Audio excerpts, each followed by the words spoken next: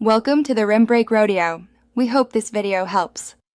In this video, I will explain how to connect your Huawei Band 8 to an Android phone. First, you'll need to download the Huawei Health app. You can find it on the Huawei App Gallery or another reliable source.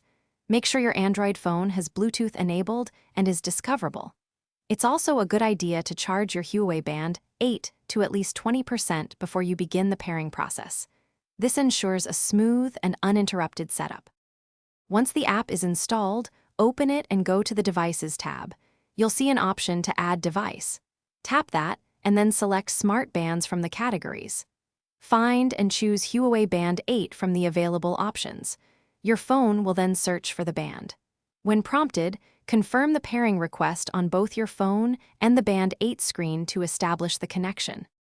After successful pairing, the app will guide you through some initial setup steps. It's crucial to grant all necessary permissions, such as access to notifications and location, for the Huawei Health app to work properly. Follow the on-screen instructions to finalize the setup of your Band 8.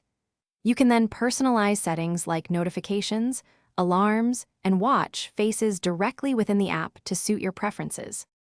If you encounter any connection issues, don't worry.